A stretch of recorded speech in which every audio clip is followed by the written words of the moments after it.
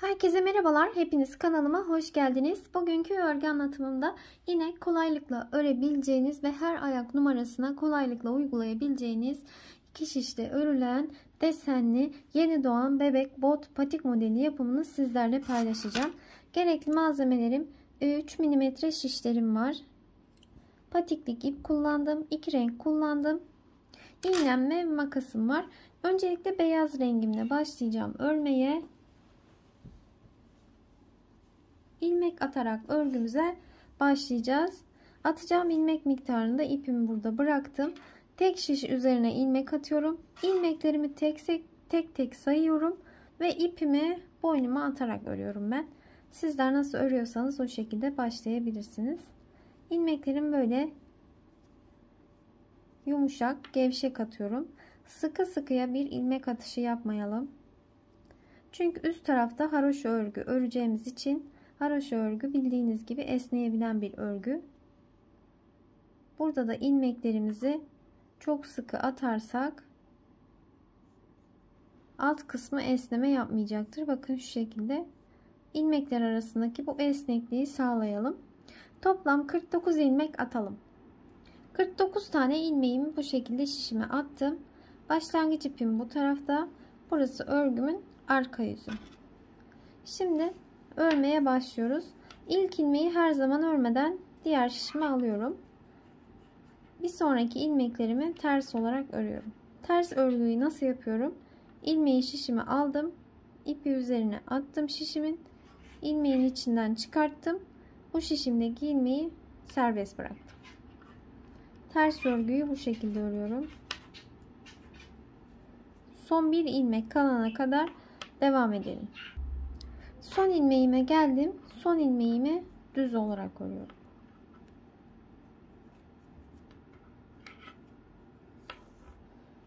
Örgümün arka yüzünü tamamladım. Şimdi örgümün ön yüzüne geçtim.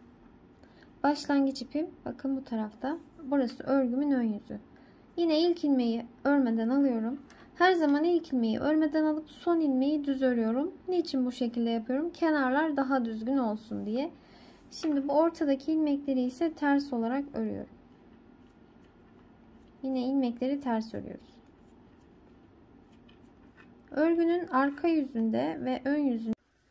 Evet bakın böyle sıralarımı tamamladım. Şöyle sayalım. Örgünün ön yüzünden sayıyoruz. 1, 2, 3, 4, 5, 6, 7. 7. diş haroşa sıramı şişimin üzerinde yeni ördüm. Ve örgümün arka yüzüne geçtiğimde burada yeşil rengimi bağlıyorum. Renk geçişi yapacağız. Örgünün arka yüzünde renk geçişi yapıyorum. Şöyle. Şimdi yeşil rengimizle devam edeceğiz. Örgünün arka yüzündeyiz. İlk ilmeği renk geçişlerinde örüyorum. Diğer ilmekleri de yine aynı şekilde ters olarak örüyorum.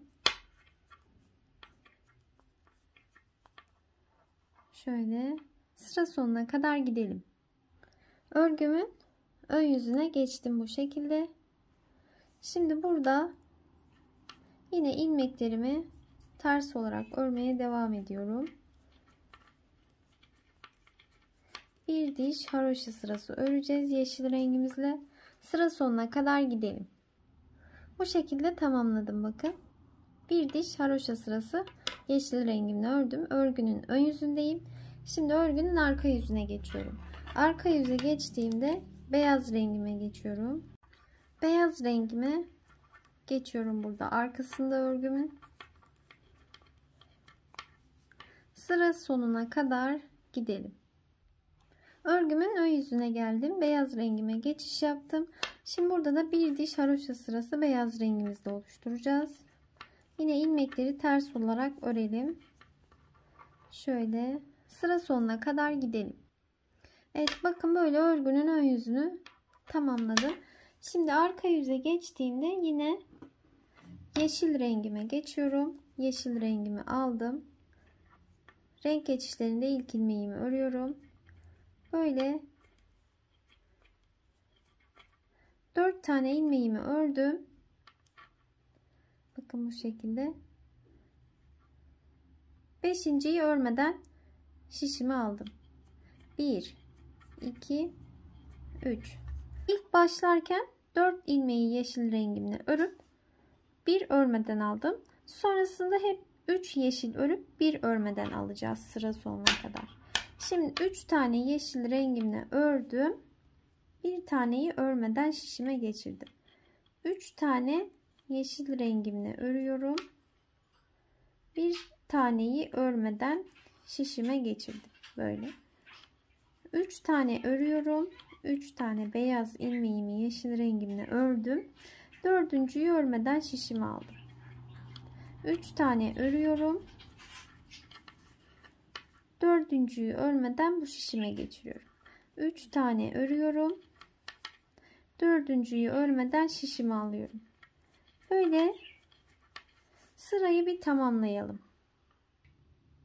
Evet, bakın sonuna kadar geldim. Sonunda da yine 4 tane ilmeği yeşil rengimle ördüm. Sonunda ve başında bu şekilde denk geliyor. Orta kısımları ise 3 örüp 1 örmeden, 3 örüp 1 örmeden alıyoruz. Evet, örgümün ön yüzüne geçiyorum. Ön yüze geçtiğimde bakın görüntüsü bu şekilde olacak. Şimdi burada yine yeşil rengimle devam ediyorum. Yeşil renkli ilmekleri örüyorum. Beyaz renkli ilmeği örmeden alacağız. Fakat bu sefer böyle önden geçirmeyeceğiz ipimizi. Arkaya geçirip ipimizi örmeden alıp ipi öne geçireceğiz ki bakın bu ilmeğin arkasından ipimizi dolandıralım. Yeşil renkli ilmeklerimi örüyorum. Örmeden alacağım ilmeğe geldiğimde ipimi arkaya geçirip ilmeğimi alıp ilmeğin arkasından ipimi tekrar öne geçiriyorum. Yeşil renkli ilmeklerimi örüyorum. Bakın bu şekilde olacak görüntüsü. Tekrar edelim. İpimi arkaya aldım. İlmeği örmeden aldım. İpi öne geçirdim. Örmeden aldığım ilmeğin arkasından ipi dolandırdım. Bunu örgünün ön yüzünde yapıyoruz. Böyle sıra sonuna kadar gidelim. Örgümüzün ön yüzünü de bu şekilde tamamlamış olduk. Şimdi örgünün arka yüzüne geçtiğimde beyaz rengimi alıyorum.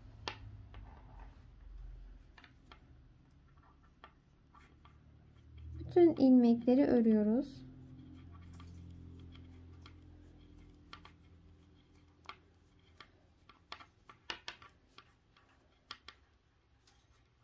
İlmeklerin tamamını ters olarak örelim. Örgümün ön yüzüne geldim. Yine ilmeklerin tamamını ters olarak örüyorum. Beyaz renkli ipimle örüyorum.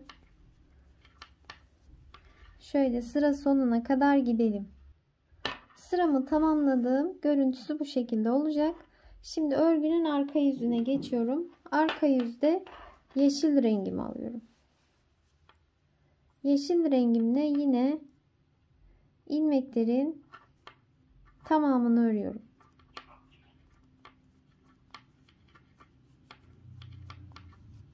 Ters olarak örüyoruz. İlmeklerin tamamını sıra sonuna kadar örelim. Örgümün ön yüzüne geçtim. Şimdi burada yine yeşil rengimle ilmeklerimi ters olarak örüyorum. Haroşa sırası oluşturuyorum. Böyle sıra sonuna kadar gidelim. Evet, yeşil rengimle de örgümü tamamladım. Buraya bir desen oluşturmuş olduk. Şimdi örgünün arka yüzünde beyaz rengime geçiyorum. Yeşil rengimi de kopartmıyorum bu arada. Patiğin üst sıralarında tekrar yeşil rengimizi kullanacağız. Böyle beyaz rengime geçiyorum. İlmeklerin tamamını ters olarak örelim. Örgümün ön yüzüne geldim. Şimdi ilmeklerimi 3'e ayıracağım. 20 bu tarafa, 20 bu tarafa, 9 ilmek de orta kısımda kalacak. Şimdi 20 tane ilmeğimi örüyorum. Bu şişimize böyle 20 tane örerek alalım. 20 tane ilmeğimi oraya şişime aldım. 2, 4, 6, 8, 10, 12, 14, 16, 18, 20. Şimdi ortadaki bırakacağım 9 ilmeği örüyorum. 1, 2, 3, 4, 5, 6, 7, 8. 8 tanesini ördüm. 9'uncuyu örerken Oradaki 20 ilmeğin bir tanesini yanına alarak ikisini birlikte ters örüyorum. Şimdi örgümü çeviriyorum. Örgümü çevirdim. İlk ilmeği örmeden aldım. 1 2 3 4 5 6 7 8 2 4 6 8 tanesini ördüm. 9'uncuyu örerken buradan bir ilmeği yanına alarak ikisini birlikte ters örüyorum. Örgümü tekrar çeviriyorum. İlk ilmeği örmeden aldım. 2 3 4 5 6 7 8. Bakın 9. ilmeğim artık buradaki ilmeklerden ayrılmış oluyor. Şöyle arada bir bayağı boşluk oluyor. Bununla buradan bir ilmeği yanına alarak örüyorum. Şimdi tekrar örgümü çeviriyorum. Başa kadar ilmekleri örmüyoruz. Böyle bu şekilde ilerliyoruz. İlk ilmeği örmeden aldım. Artık saymıyorum çünkü 9. ilmeğimin yeri belli oluyor. Sizler dilerseniz sayabilirsiniz. Bakın 9. ilmeğe geldim. Arada bayağı bir boşluk oluyor. Bununla yanındakini birlikte ters örüyorum. Bu taraftaki ve bu taraftaki ilmekler eksilerek ilerliyor. Ortada 9 ilmek sabit gidiyor. Tekrardan örgümü çevirdim. Bakın şurada haroşa sıraları oluşuyor. Böyle örmeye devam edelim.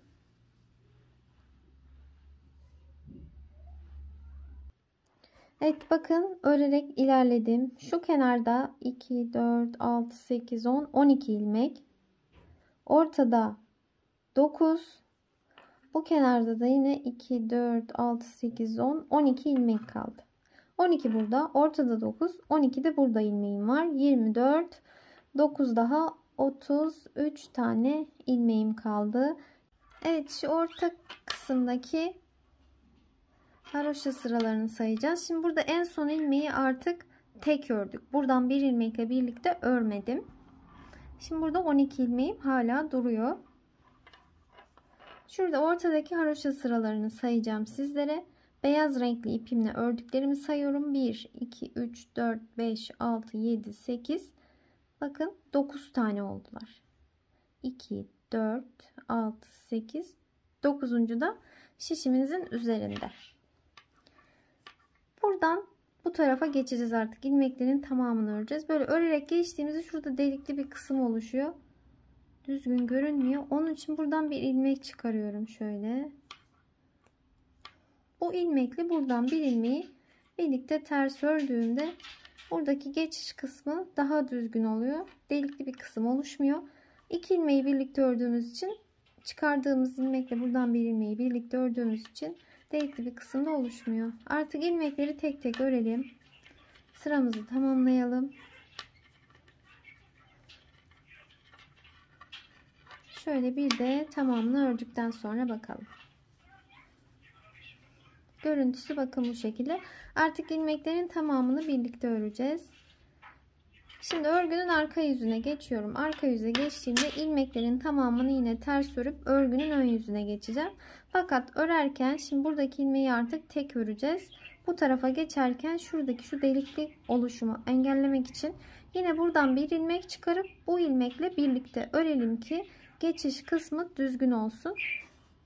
Örelim. Örgümün ön yüzüne geldim. Şöyle göstereyim sizlere de. Gerçekten renkler birbirine çok yakıştı. Model de çok güzel oldu. Şimdi bir diş haroşa sırası öreceğiz. Yani ilmekleri örgünün ön yüzünde ters, arka yüzünde de ters örüp tekrar örgünün ön yüzüne gelelim. Örgümün ön yüzüne geldim. Şu bağcık geçirdiğim delikli kısmı öreceğiz şimdi. Bunu birlikte yapalım. İlk ilmeği örmeden aldım. Diğerini ters olarak ördüm. Örgünün ön yüzündeyiz. Bir diş haroşa sırası ördükten sonra delikli kısmı oluşturuyoruz. İpimi doladım. 2 ilmeği birlikte ters ördüm. İpimi doladım. 2 ilmeği birlikte ters ördüm. İpimi doladım. 2 ilmeği birlikte ters ördüm. Böyle sıra sonuna kadar gidelim. Tamamladım. Şimdi örgünün arka yüzüne geçiyorum. Arka yüzde de ilmeklerin tamamını ters olarak örelim. Doladığım ilmekler de dahil, bakın şunlar. tamamlayalım. Örgümün ön yüzüne geldim. Delikli model kısmını oluşturdum bakın. Şimdi burada bu kısmı oluşturduktan sonra bakın 1-2 diş haroşa sırası beyaz rengimle ördüm. 1 diş haroşa sırası yeşil rengimle ördüm. Evet bakın böyle sıraları tamamladım. 2 diş haroşa sırası beyaz rengimle, 1 diş haroşa sırası yeşil, 1 diş haroşa sırası da beyaz rengimle ördüm. Şimdi patiğimin şu kısmını yapıyorum. Orayı göstereyim sizlere. Şu beyaz sırayı da ördüm. Şimdi yeşil rengimle geçeceğim. Yeşil rengimle de şurada bir model yapmıştım. O modeli yapacağım. Bakın şöyle.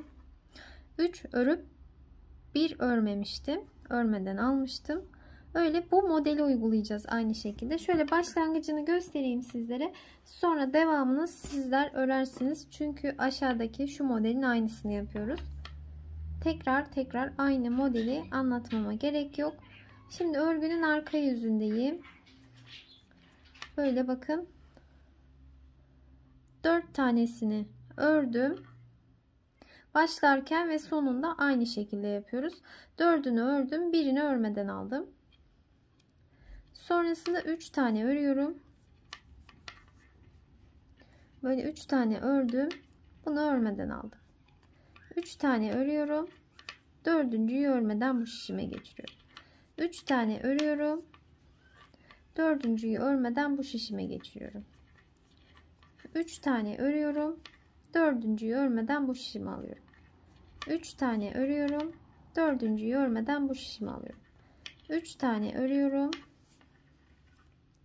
4.'yü örmeden bu şişimi alıyorum. En son yine 4 tane örmüş olacağız. En başta ve en sonda 4 tane yeşil rengimle örüyorum. Burada ve burada aynısı. Diğer kısımlar 3 örüp 1 örmeden alıyorum. Böyle. Bir altta da bu şekilde yapmıştık zaten. Şimdi örgünün ön yüzüne geçtiğimde burada da aynı şekilde yapacağız. Yeşil renkli ilmekleri örüyoruz. Örgünün ön yüzünde bu ilmeği örmeden alırken ipi arkaya geçirip bunu örmeden alıp ipi öne geçiriyorduk. Bunu örgünün ön yüzünde yapıyoruz. Bu şekilde sıra sonuna kadar öreceğiz. Sonrasında beyaz rengime geçiyorum. Beyaz rengime geçtiğimde bütün ilmekleri örüyorum artık. Sonrasında yeşil rengime geçiyorum. Yeşil rengimle de bir diş haroşa sırası oluşturup bir diş haroşa sırası da beyaz rengimle oluşturup ikinci sırayı örerken beyaz rengimle ilmeklerimi kapatarak örgümü bitiriyorum. Burada yapmış olduğum modelin aynısını buraya da çıkaralım bu şekilde. Evet bakın modeli tamamladım bu kısımda da. Şimdi artık ilmeklerimi kapatarak örgümü bitireceğim. Daha da uzatabilirsiniz bu kısmını. O sizin tercihinize kalmış. 2 ilmeğin ikisini birlikte ters ördüm. Kalan ilmeği diğer şişe aldım. 2 ilmeğin ikisini birlikte ters ördüm. Kalan ilmeği diğer şişe aldım.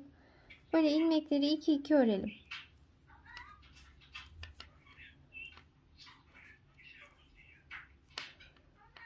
Böyle kapatarak ilerleyelim. Son bir ilmek kalana kadar gidelim. Son bir ilmeğim kaldı şöyle. Bakın bu şekilde. Şimdi ipimi biraz uzunca keseceğim. Bununla patiğimi dikeceğim. Şöyle ilmeğimi çektim. Şöyle sıkıştırdım. Bu şekilde patiğimin örgüsünü tamamladım. Şöyle ikiye katladığımda bakın patik modelim ortaya çıkmış oluyor. Şöyle tersini çevirip tersinden patiğimi dikeceğim. İpimin ucunu iğneme geçiriyorum. Şöyle tersinden iki ucunu birleştirerek dikmeye başlıyorum. Burası patiğimizin giyilen kısmı. Orası böyle açık kalacak. Dikeceğimiz kısım şu iki kısım. Şimdi karşılıklı şöyle ilmekleri alarak dikmeye başlayalım.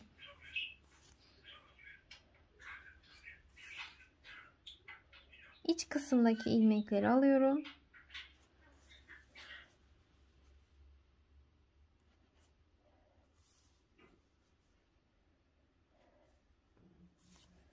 Böyle dikelim. Şurada daha net görünecek bakın. Şöyle karşılıklı iç taraftaki ilmekler şöyle. Şu şekilde değil. Şu şekilde dikiyorum. Bu kısımda da yine aynı şekilde buradan bir ilmek, buradan bir ilmek alacağız. Böyle karşılıklı. Böyle dikelim. Patiğimi diktim. Düz tarafını çevirdim. Bakın bu şekilde tamamlamış oldum. Gerçekten çok güzel. Çok kullanışlı bir model. Bu şekilde. Şöyle şu delikli kısımlarından da benim yaptığım gibi böyle kordon yaparak geçirebilirsiniz. Bir videonun daha sonuna geldik. Umarım sizler için faydalı bir anlatım olmuştur. İnşallah sizler de beğenirsiniz ve severek örersiniz. Beni dinlediğiniz ve izlediğiniz için çok teşekkür ediyorum. Videonun açıklamalar kısmında bu ve bunun gibi birçok modelin ayrıntılı anlatımlarının bulunduğu linkler mevcut. Bu linklere tıklayarak diğer videolarımı da izleyebilirsiniz. Bir sonraki videolarımda görüşmek üzere. Hoşça kalın.